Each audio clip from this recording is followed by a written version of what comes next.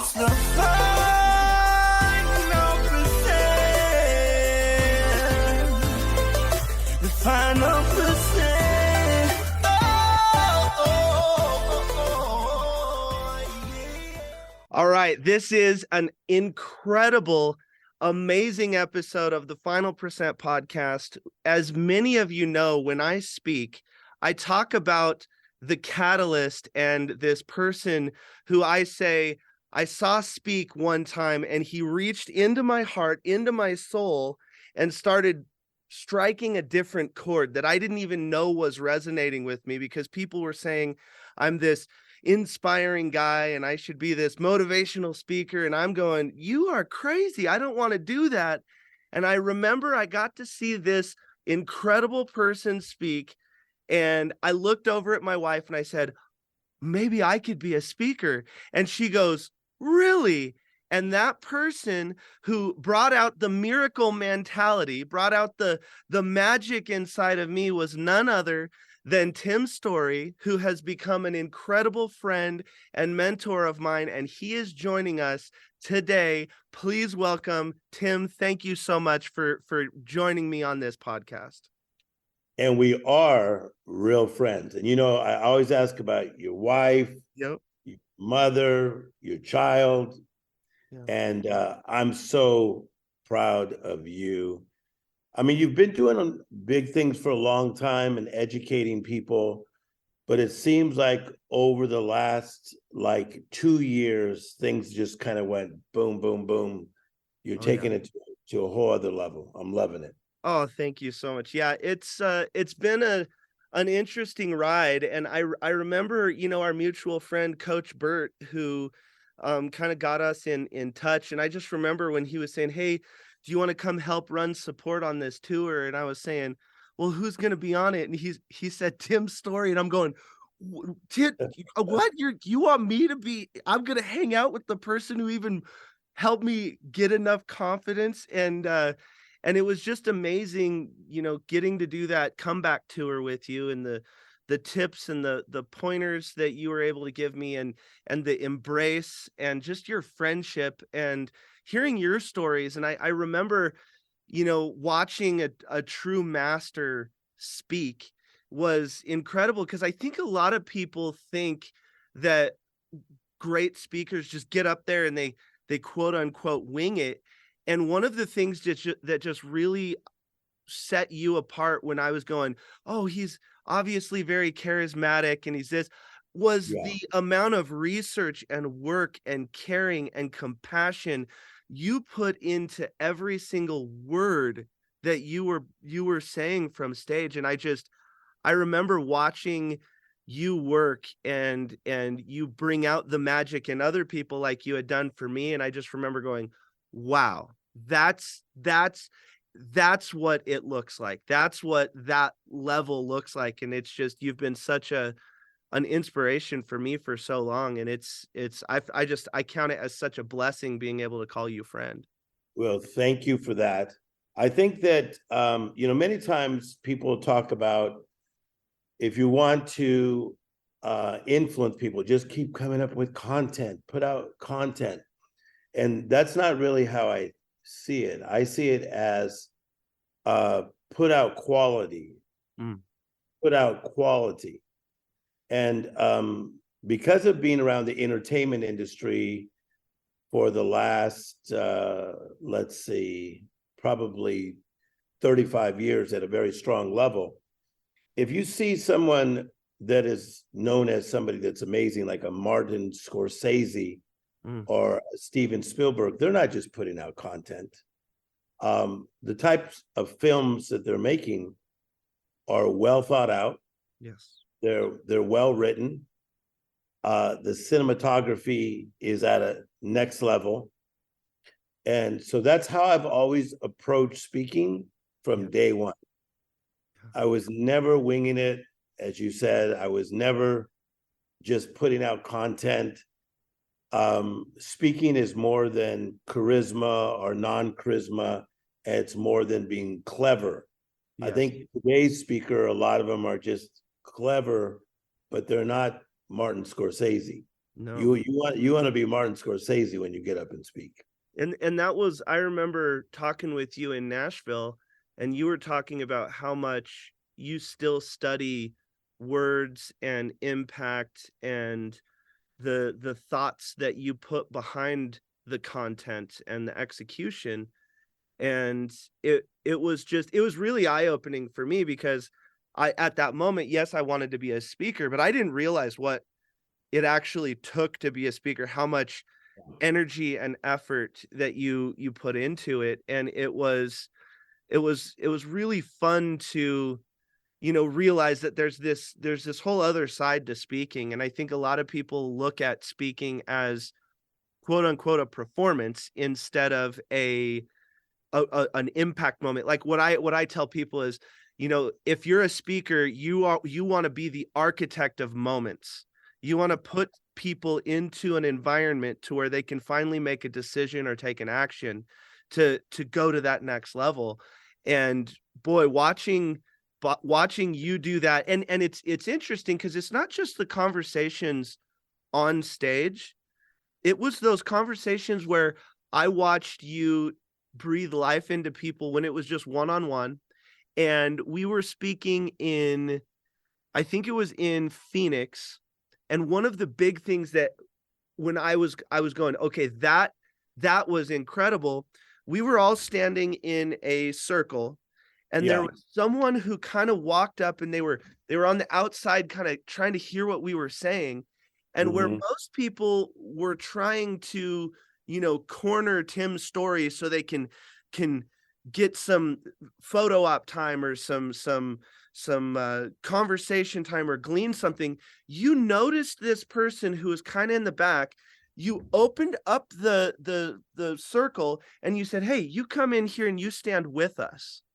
And I was just going, now, even that little moment was such an impact for that person, because even though I was just an observer in that moment, I went, and I'll tell you, anytime now when I'm getting off stage or that's happening now, and I see that person who's kind of too scared to get into the mix, I will make sure that I make space for them and bring them in. And it's those little moments that I think that people don't realize how powerful it is in that master of the human connection and experience. And in the age of AI, where everyone thinks, "Oh, I'm just going to chat GPT my speech." Yeah, but what kind of soul are you putting behind it, and how are you connecting?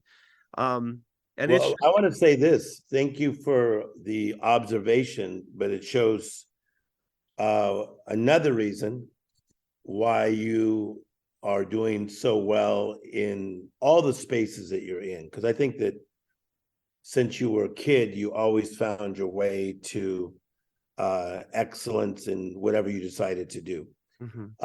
Here's how I look at it. So there's a proverb that says, do you see a person skilled at their work? They will serve in the presence of the elite, and they will not remain obscure. So let's break that down for a second. Do you see a person skilled? So Malcolm Gladwell got a lot of people going because he says, it takes about 10,000 hours to become a master at something. But our mutual friend, Coach Burt, said something really good about that. He says, yeah, but you have to have the right mentor and tutor for those hours. It's not like you just put in the 10,000 hours. You got to be mentored and tutored, and educated correctly. So let's go there. Watch. So do you see a person skilled at their work? So whether you run a restaurant, or you're a mother watching today, or you're a father, or you're a plumber, or you deliver food right now, whatever you do, when you become skilled at your work, life will take you into the presence of the elite. I promise you, it's the way it works. And the reason that is because when you build your spot, life will put the spotlight on your spot. And so if I would to flip this as like a guy that's been in the NBA longer than you, so let's say that if I was Magic Johnson and you're LeBron James. I would say that with you is that behind the scenes of the tour we did with Coach Burt, I saw how hard you hustled.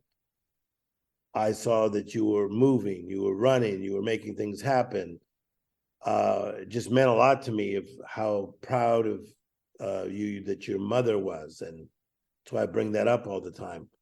I saw you skilled at your work. So the fact that you are getting a bigger, broader audience is not surprising to me. It's what's going to continue to happen because you're skilled at your work. That's so powerful. And, you know, it's Kayla and I often talk about this. One of the first concepts that hit home to me that you had is identifying if it's a good idea or a God idea. Yeah. And I don't think that it's a coincidence that, you know, I was told, hey, go try to inspire or motivate people. And then I said no for so long. And then I heard you at the first 10X, and it was, I'm telling you, it was literally like you punched me right in my soul. And Yeah. I was able to resonate. And then you fast forward 2 years and I'm calling you friend and I'm speaking with you. That's a God idea. And I just remember when that idea, I was just like, oh my God. And so now Kayla and I will, when we say that, oh, is this a good idea? We ask ourselves, okay, is this a good idea? Or do we get to drop an O? And if you drop one of the O's, it turns into a God idea. Yes. And That's very nice. letting God operate in your life and recognizing where the power is coming from. I think, you know, with my son that I just had, there's no question in my mind that God is operating at a extraordinarily high level. And, you know, watching the miracle of childbirth, and, you know, we went through a miscarriage and then prayed for 3 years.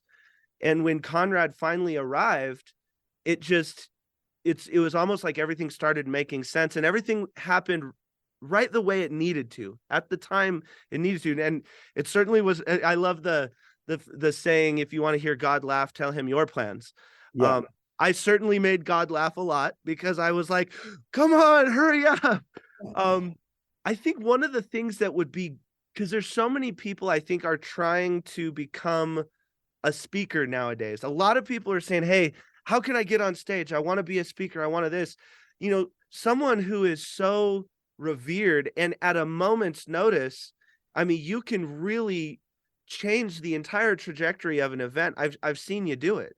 And it really goes back to that miracle mentality and the magic that you pull out of things. These up and coming speakers, what is the advice that you would give them to where they can start on a impact path and not just a performance path? I like that. So this idea of good idea versus God idea came to me in the middle 80s. That's a long time ago. And in around 1988, I actually wrote a book on it called The God Idea. And one of the things that I say in this book is that a God idea, number one, is God breathed. It's God breathes something into you. Secondly, it's God inspired. And thirdly, it's God endorsed. And I feel that a lot of times people had God breathe. The Hebrew word is ruach, the breath of God, the life of God. That God breathed something into them, but they didn't know that was God. So number one, it's God breathed. Secondly, it's God inspired. Well, you start to say to yourself, like you did, because we'd be on the road and we'd be talking, and you'd say, you know, we already have this educational program. We're doing this. I'm going to start doing more on the road. What you told me, you are now doing. Yeah. Because it was God breathed, it was God inspired. But here's what's powerful. It's God endorsed.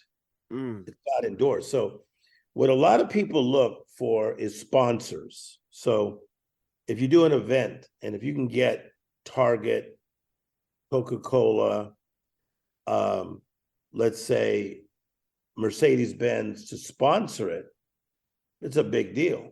Mhm. But how about being sponsored by God? When you're sponsored by God, you're pretty much unstoppable. And that's what's happening to your life right now, is that you're being sponsored by God to do these things. And obviously, it is for you, your wife, your child, your extended family, but it is to change people's lives. Yes. When you start walking in this way of thinking, in the miracle mentality, it's hard to beat. Oh, it really, and let's talk about the miracle mentality a little bit. So the book is fantastic. I got it right when it came out, and then Well, first, let me say thank you. So when you see me nodding, I'm not going like, yeah, no, thank you. Oh, well, and it was so good because I think that it's, in a lot of ways, it's something that this book can raise awareness in people to realize that, everyone has this miracle mentality, and you can operate in it with a decision. You just have to raise your awareness. So much so that I actually ordered 10 of the copies from Amazon, and then I gave them out to some of the clients that I had just onboarded, because I was like, I want you to listen to the book, I and then love I that. want you to read the book. Because and a lot of people don't realize, if you listen to a book and then you read it, you get kind of two different things. Yeah.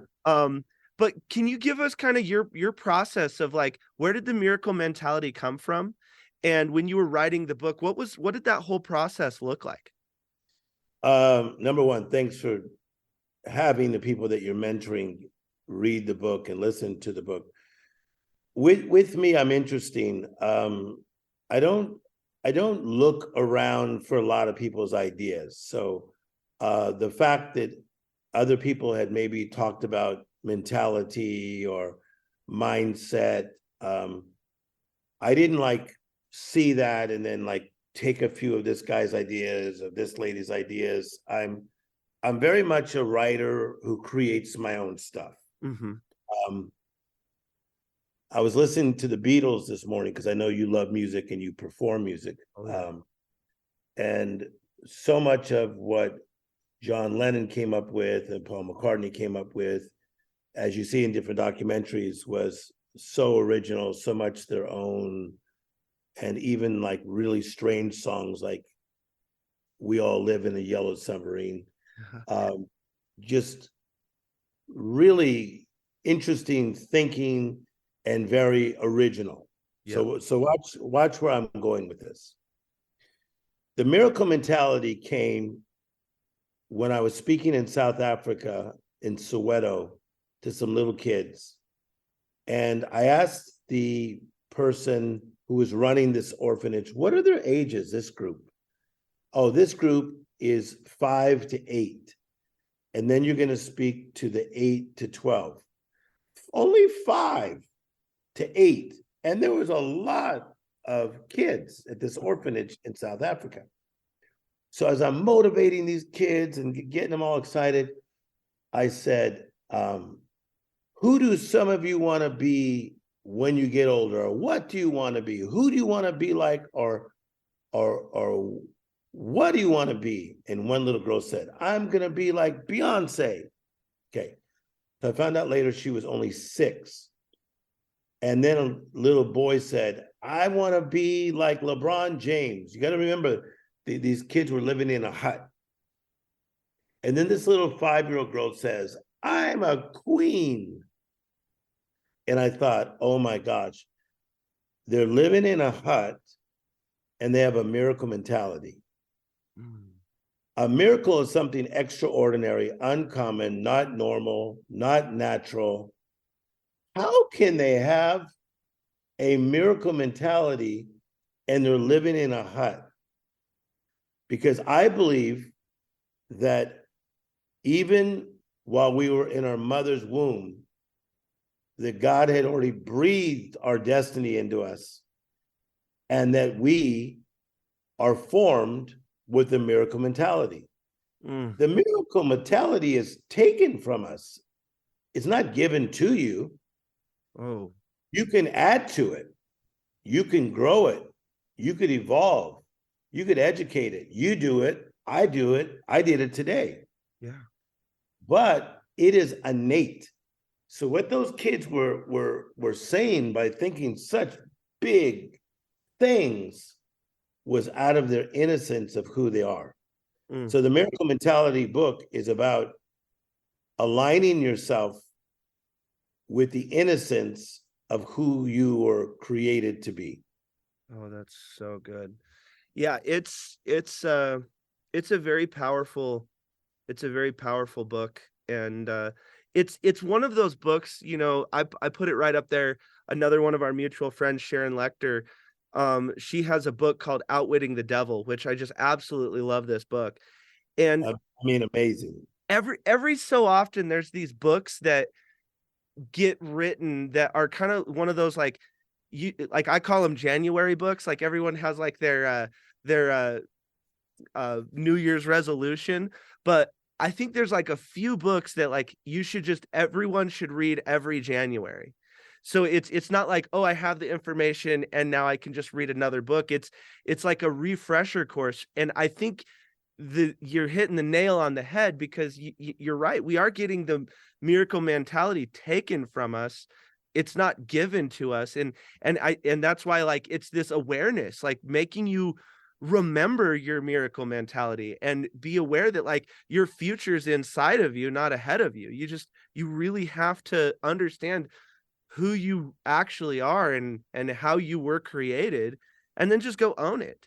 And 100%. And when you say this about Sharon Lecter, she is a master at what she does, from helping to write in a major way, Rich Dad, Poor Dad. yeah, Outwitting the Devil is so good. I left it on my mantle probably at least half of the pandemic. yeah. I was reading through that book over and over. Brilliant mind. But I like where you're going with this. And I think that part of the idea is to realize that something's been stolen from you. Mm.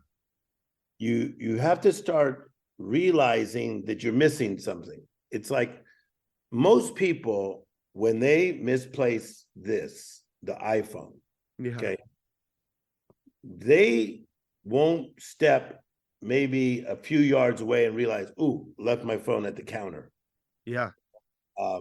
Left my phone at the seat before I got up to get on my plane.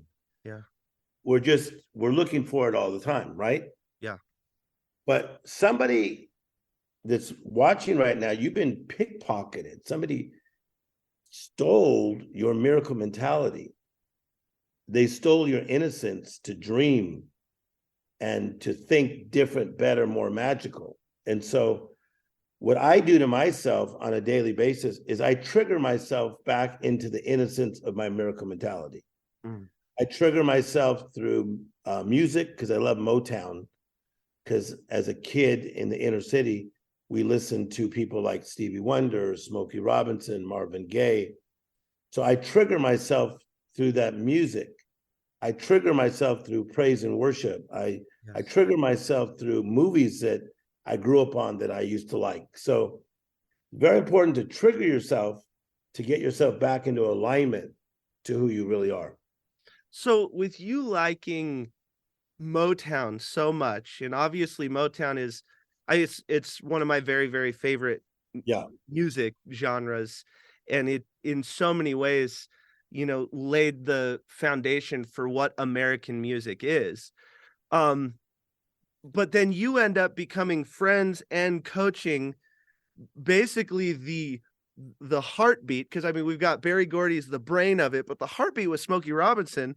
And now that's a good friend, and you've been with him for, what is it like going from, hey, this is going to trigger me into the innocence of miracle mentality, I love Motown, but then it's like, hey, this legend is my friend.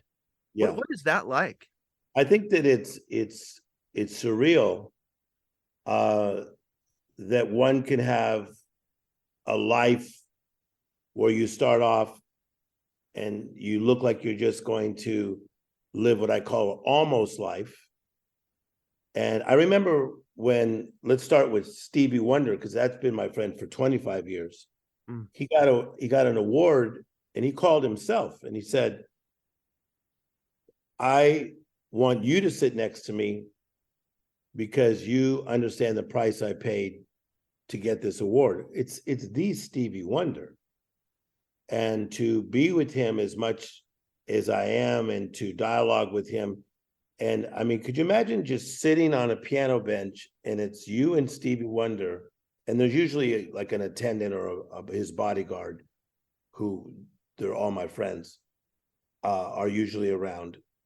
And he's just playing his old music. So like a lot of the music I grew up on, I'm hearing him play it as I'm sitting on the same bench. We had a birthday party for me one time, and Smokey Robinson came and sang at this big birthday party, my birthday party.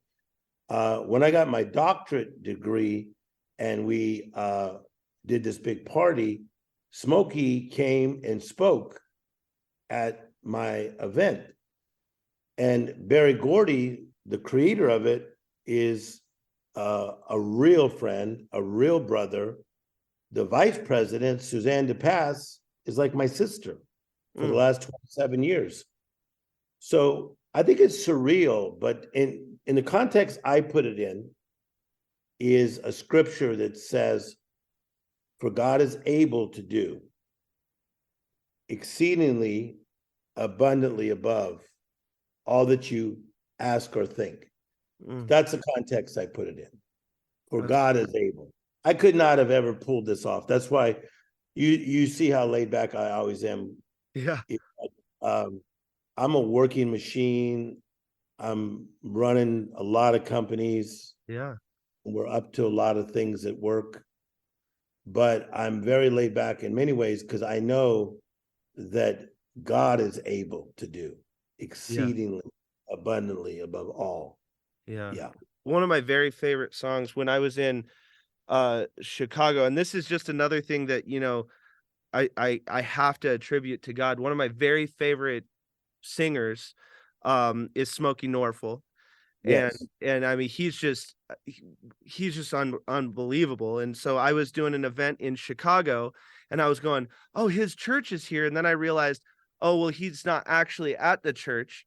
But I was like, you know what, we're going to go anyway. And then this just happened to be the one time out of like the last 6 months that he was there. And so we got to see him preach. We got to see him perform. And then he was very, you know, trying to protect his health with COVID and everything going on. So he had a mask on and everything. And he said, hey, just so you know, I'm not going to go out there, but, you know, I'm here to preach. I'm here to this. And then I don't know, again, this is God working behind the scenes. So we get ready to leave. We're with my son. We're with my team. I just had them have this whole thing. We walk out and then Smokey Norfolk's just standing there. And he says, can I pray for your child? And he stood there and prayed for Conrad. And we were going, oh my, like, and it's just all of the things that had to happen for that to be a moment in our life is just incredible. And the music and the power of prayer and, you know, letting God actually operate. And, you know, one of the things I told Kayla is, you know, we have to remember to say thank you. Because people, I think so often when they pray for certain things to happen, they somehow think that they did it.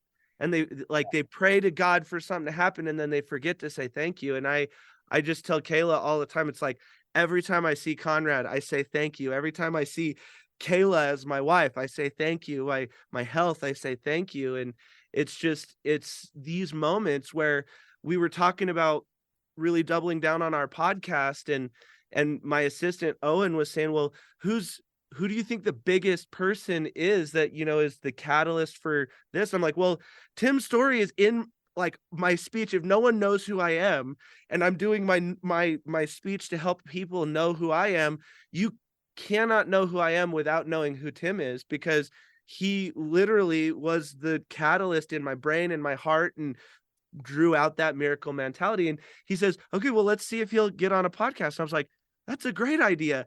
And then he responds, he says, hey, Tim and Joseph said, hey, we can do this. And it was just like an instant yes. And I'm like, the person who inspired me, I get to, like, so it's kind of like you're like my Smokey Robinson, you know, you're my Stevie Wonder. And it's just like, and now it's surreal that I get to have those conversations, and it's just so Thank you for incredible. that. But I think part of it is with you, if we could now introduce another concept, is that you reap what you sow. And so, you know, I love this idea of he who works his land shall have abundance. Mm-hmm. Whoever chases fantasies lacks wisdom. Now, it's not to put anybody down who wants things easy, but the reality is it doesn't usually happen this way. So I have something here that somebody handed me as a gift the other day, and look what it is. It's a lottery ticket. Okay. It's a lottery ticket. So somebody came up the other day and they said, I'm such a big fan of yours. This was just in Miami. And the lottery is now over $1 billion, and they're going to choose it this week. And so I thought this was so kind of funny, because I'd never been given a lottery ticket as a gift. Yeah. So I said, I'm gonna keep it, just because I think it's pretty funny. But I think that a lot of people, they almost have a lottery ticket mentality of, hopefully this will happen and I'll get lucky and get this breakthrough. But one reason good things keep happening for you is that you have done what I call the law of the harvest. You plow the ground, you plant the seed, you water the seed, you get the harvest. You plow, you plant, you water. So even down to the conferences that you guys do, like your wife is very present. Mm-hmm. Your team is very present, right? Mm-hmm. The swag that you guys have is very cool and very cutting edge and very present. So the fact that guys like myself or Sharon Lecter, who both of us have been around for a while, want to give you a boost, want to give you a life lift, it's not by accident. See that you are reaping what you have sown. Yeah. Well, I really appreciate that, and I'm really looking forward to when we meet again and what we can accomplish together. I know I've got a bunch of events that we're putting on the calendar, and I know that we're going to be getting in touch to see when you can come out, because it's so funny. I've had so many people talk to me, and they're like,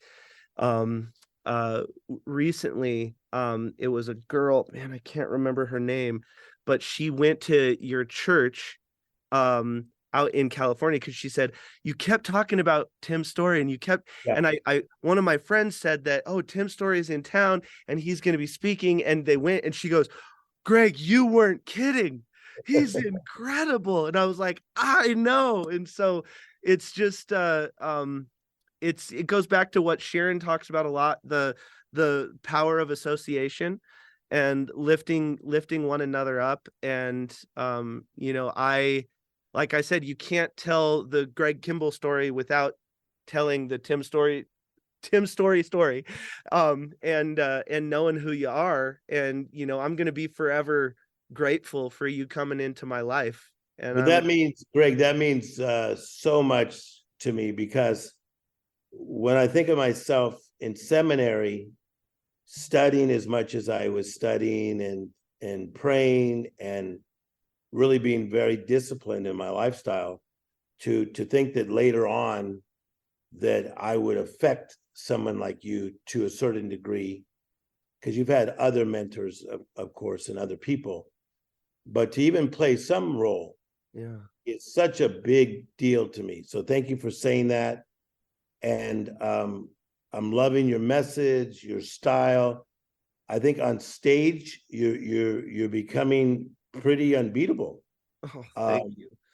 It's not easy to be good on stage. I think that in the area of speaking, as you said earlier in the podcast, that most people are pretty okay, but there's very few people that they have a certain sound or a tone, because music. If you hear a harmonica, you could say, "Ooh, that's Bob Dylan." Mm-hmm. You heard a harmonica, you could say, "Oh, that's Stevie Wonder." They both played that same instrument a different way. Oh yeah. Or the keyboards, "Oh, that's John Legend." Mm-hmm. And I think that you are creating a speaking style that is very much you.